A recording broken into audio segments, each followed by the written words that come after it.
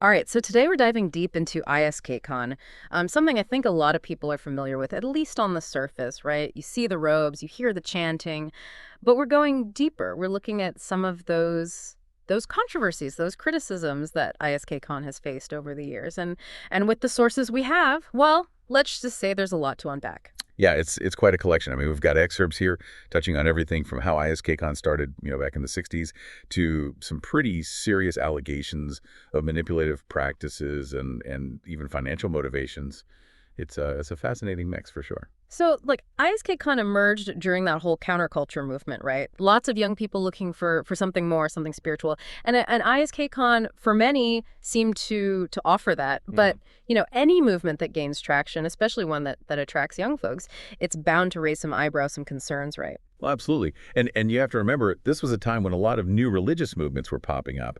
And that caused a lot of anxiety in society. People were trying to figure out, where's the line between religious freedom and potential exploitation. Hmm. And ISKCon, they really became a focal point for a lot of that anxiety. And we're not talking just mild concern here, right? We're talking parents freaking out, worried their kids were getting too involved, withdrawing from family, devoting themselves completely to ISKCon. It even led to that whole deprogramming thing, which is, wow, that's pretty extreme. It really shows you just how intense the fear was. I mean, imagine being so worried about your kid that you hire someone to basically kidnap them and try to, undo their involvement with ISKCon. It led to some pretty serious legal battles too, forcing courts to grapple with that whole question of where does religious freedom end and individual rights begin. It's a tough one. Let's talk about those recruitment tactics, those methods. Our sources point to a pattern, and it seems like students, young adults, they were often the target. Which, I mean, it makes sense, right? You think about college campuses, all these people searching for meaning, for connection, maybe feeling a bit lost. Seems like prime territory for a group like ISKCON. It's a vulnerable demographic, that's Yeah. for sure. And the sources describe ISKCon using, things like free meals, cultural events, Yeah. stuff that seems harmless enough to kind of make that initial contact. But then the criticism comes in when you see the alleged pressure to attend temple gatherings, to start donating money. That's where that line gets blurry. And then there's this term that came up, love bombing. I think our listeners will find this intriguing. It's this idea of showering new recruits with so much attention, so much affection, that they form these really intense emotional bonds. I mean, it sounds almost cult-like, doesn't it? Well, it can be a very powerful tactic. I mean, think about it. You're feeling vulnerable. Maybe you're looking for a place to belong, and suddenly you've got this incredibly welcoming community. Everyone seems to adore you. Those bonds, they can form really quickly, really strongly. It can make it hard to step back and really see what's happening, objectively. So I've got this combination, right? This yearning for something more, this offer of community, of acceptance, and then layered on top of that are these tactics that maybe create a sense of obligation, even dependence. No wonder people started getting concerned. And then you bring in the financial aspect, and it really adds fuel to the fire. The sources, they highlight this constant encouragement to donate within ISKCon, but there's this lack of transparency about where that money actually goes. Mhm. So, it's natural for people to wonder, is this really about spiritual guidance, or is it about something else, something, well, less noble? Right. I mean, if people are constantly being asked to give, but there's no clear accounting of how those funds are being used, it's going to raise red flags, especially when you consider what happened after the founder of ISKCon died. There were, there were those power struggles, right? Yeah, there are mentions of leadership disputes and allegations that some of these conflicts were actually driven by financial motives. It's a complicated picture, and it's hard to ignore those concerns about potential exploitation, especially when you've got all these other elements that we've been discussing. We're starting to see a pattern emerge here. There are these potential financial incentives, tactics that are, ethically questionable, and a power structure that's maybe not as transparent as it could be. And this leads us to what might be the most complex and controversial element of ISKCon. The whole idea of isolation, this is where we get into ISKCon's defenses, whether those defenses hold up and how it all ties into that central relationship within ISKCon, the guru and the disciple. Right, because our sources, they describe this encouragement for new devotees to basically isolate themselves, living in ashrams, chanting for hours, minimizing contacts with the outside world, even their families. That's a pretty drastic change for most people. ISKCON, they frame it as a form of deep spiritual immersion. They compare it to monastic traditions in other religions, people who dedicate themselves to prayer and contemplation in isolated settings. They say it's about getting rid of distractions and focusing solely on spiritual growth. But the critics, they really push back against that. They say that this isolation within ISKCon, it's more about control than genuine spiritual seeking.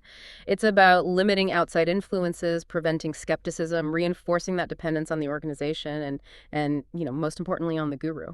And that's where things get really interesting. The guru-disciple relationship, it's the absolute foundation of ISKCON. But the critics, they worry that this expectation of absolute obedience to the guru, it could actually stifle critical thinking, create an environment where dissent is silenced and potentially even lead to abuses of power. That's a serious concern, and it brings us to a topic that's, well, incredibly sensitive and difficult to discuss. The allegations of abuse within ISKCon's Gurukulas, their boarding schools. It's a dark chapter in IKCON's history, there's no doubt about that. Our sources, they directly reference those lawsuits from the 90s, accusing the organization of systemic physical and sexual abuse within these Gurukulas. It's incredibly serious stuff, and it paints a disturbing picture of how ISKCON handled the well-being of its youngest, most vulnerable members. And while these allegations, they might be separate from the brainwashing claims, they still raise some serious questions about the organization as a whole, about their practices, their ethics. I mean, if children weren't safe in these environments, what does that say about ISKCon? It's a question that we really need to consider carefully. Makes you wonder, were there systemic issues? A lack of oversight? A culture of silence? Was the guru's authority put above the safety of the children? These are tough questions, but they're essential if we really want to understand ISKCON. So where does ISKCon stand on all of this? What do they say in response to these criticisms, these incredibly serious allegations? ISKCON has always denied any sort of institutionalized brainwashing. They emphasize that devotees join voluntarily, that they're free to leave whenever they want. They point to reforms, things like child protection policies, accountability measures. But are those reforms enough? I mean, do they truly address the root of the concerns? That's something I think, our listeners should really be thinking about. It's about going beyond the surface. The sources, they challenge us to think critically, to apply what they call first principles, to break down these complex issues like the guru-disciple dynamic or the financial practices and get to their core. Like, instead of just accepting that absolute obedience to a guru is necessary for spiritual progress, we should be asking why. What's the reasoning? Is there another way? And when it comes to finances, we should be demanding transparency. Where is the money going? Is there a system in place that's clear, accountable? These are crucial questions to ask, and not just about ISKCON, but about any spiritual community, any organization you might encounter. It's about being informed, being aware of those potential red flags, and making choices that align with your own values, your own well-being. We've covered a lot of ground here. We started with the historical context, looked at the controversies, and now we're starting to understand some of those psychological complexities that might be at play. It's a lot to take in, but what's the key takeaway for our listener? What do we want them to walk away with? I think one of the biggest takeaways is that this isn't just about ISKCON. It's about recognizing how people can be influenced by groups, how power dynamics can be exploited, and how even something like spiritual seeking, something that starts with good intentions, can sometimes lead to harmful outcomes. It's about being aware of the red flags, asking those tough questions, and ultimately putting our own well-being, our own autonomy first. We have the right to choose our own path, to question, to disagree, and to protect our own mental and emotional health. And to have compassion for those who've been hurt, both within ISKCON and in other similar situations. Recognizing that these experiences are complex and that healing takes time and support. It's interesting how these conversations about ISKCon, they often reflect these bigger societal concerns, about religious freedom, about the potential for exploitation within spiritual communities, and about that balance between individual autonomy and group belonging. These are big questions that we all grapple with as a society. They are complex issues with no easy answers. But I think by having these discussions, thoughtfully and respectfully, we can learn from the past and create a more informed and empowered future for ourselves and for others. Well said. And on that note, I think it's a good time to pause. We'll be back in the next part to delve even deeper into ISKCon. Stay tuned. Welcome back to our deep dive into ISKCon. We spent the last part laying the groundwork, exploring the history, the controversies, all that. And now we're going to kind of shift gears a little bit, start looking at the psychology behind all of this. Yeah, this is where it gets really fascinating for me.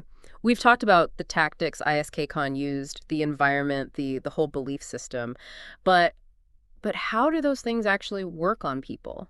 How do they influence someone's thoughts, their behaviors? It's like trying to solve a puzzle, right? Figuring out how all the pieces fit together. And one piece of that puzzle is something called thought reform.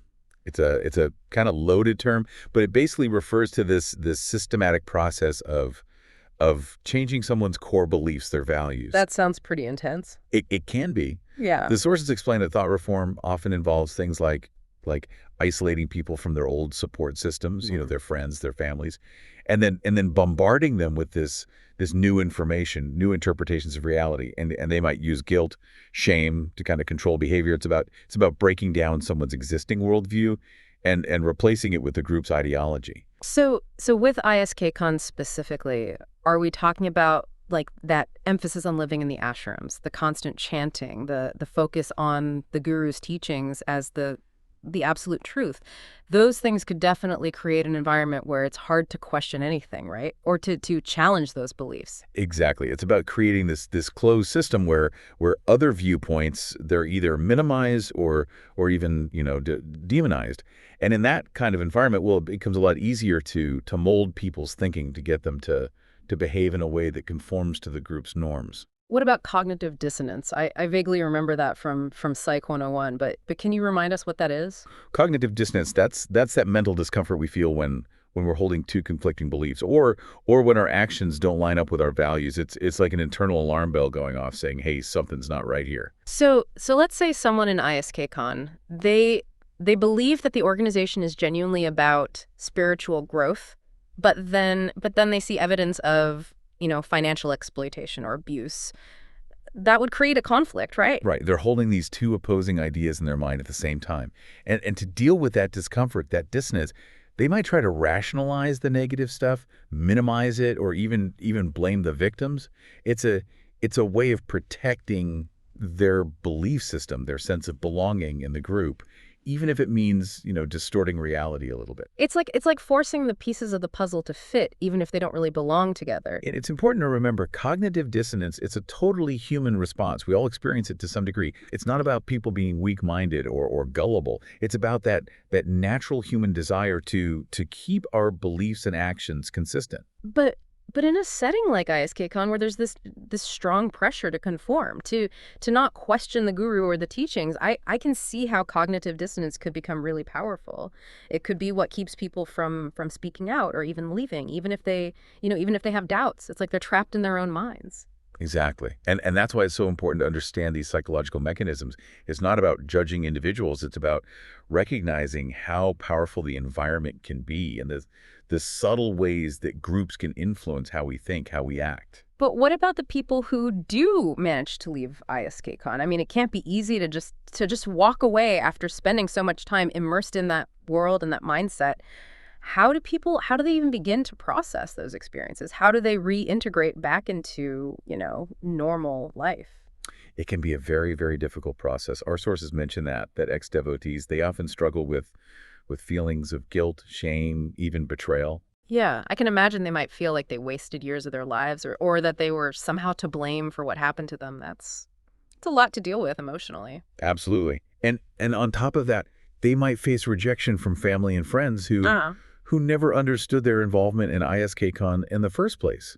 So it's like they lose their support system, their sense of identity all at once. So they're dealing with the psychological impact of their time in ISKCon, but then also the practical challenges of rebuilding their lives outside of that structure. It's almost like they have to deprogram themselves.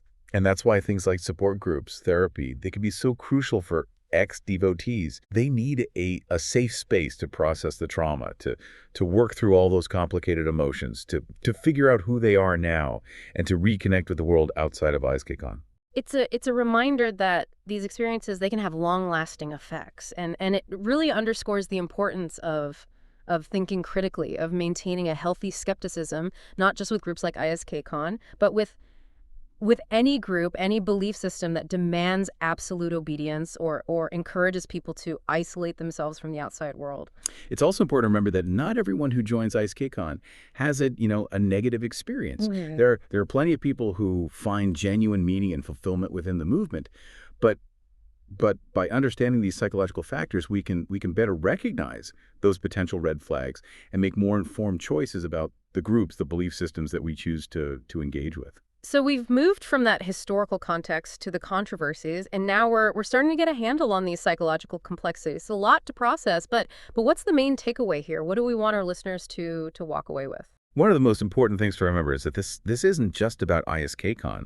It's about recognizing how any group can influence individuals, how power dynamics can be misused, and how even something like spiritual seeking, which starts from a good place, can sometimes have harmful results. It's about being aware of the warning signs, asking those tough questions, and ultimately prioritizing our own well-being, our own ability to make our own choices.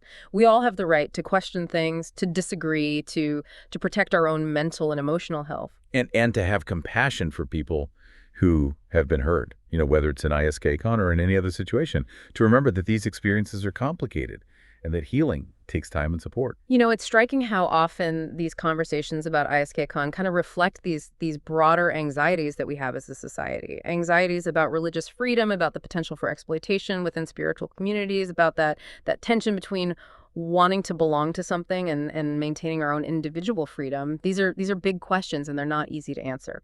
They are complex issues, and there are no simple solutions. But I think by engaging in these discussions, thoughtfully, respectfully, we can learn from what's happened in the past and work towards creating a more informed and empowered future for ourselves and for everyone. Well said.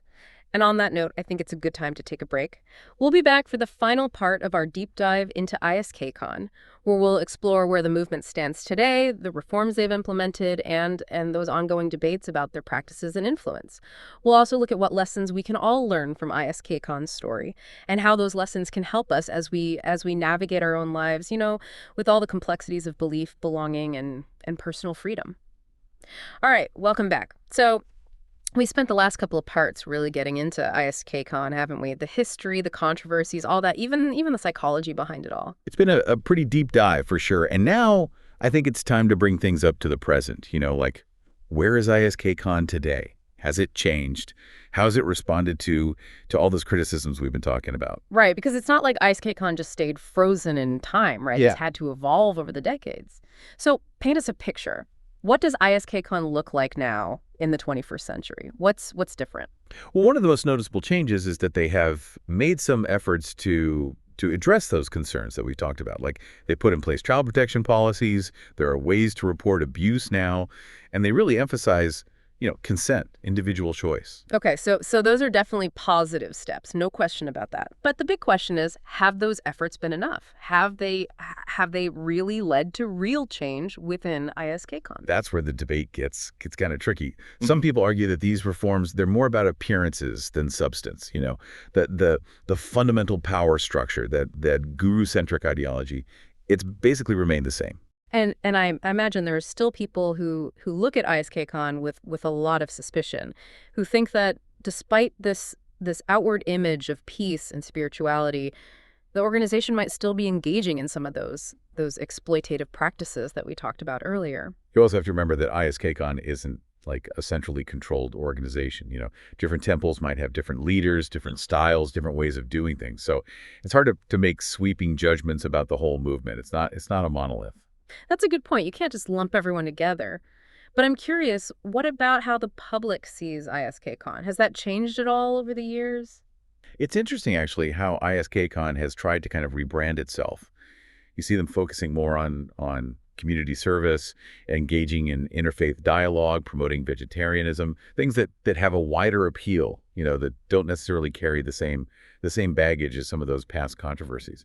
Yeah, you're right. I've noticed that too. Like you see them involved in food drives, environmental stuff, even disaster relief. It's definitely a different image than what you might have seen in the news, decades ago. And that kind of leads to an interesting question for our listeners to think about. Hmm. Is this shift in focus genuine? Is it a real desire to do good?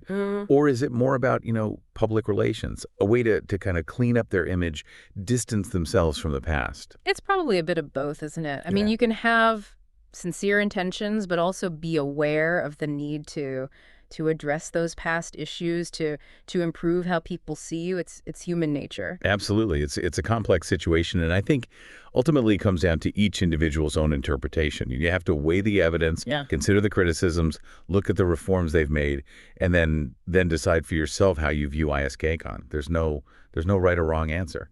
And that brings us back to one of the core themes that's run through this whole deep dive, right? The importance of thinking critically, of questioning your assumptions, of not just accepting things at face value, but really digging deeper, looking at things from different perspectives. It's about being discerning. Mm. Whether it's ISKCon or any other group, spiritual or not, we owe it to ourselves to be Yeah. informed, to be thoughtful, to make choices that align with what we believe in. We should never be afraid to ask questions, to seek out different points of view, to trust our own gut feelings. If something feels wrong, if there are, red flags, we shouldn't ignore those. We should pay attention and be careful. I think that's such an important message.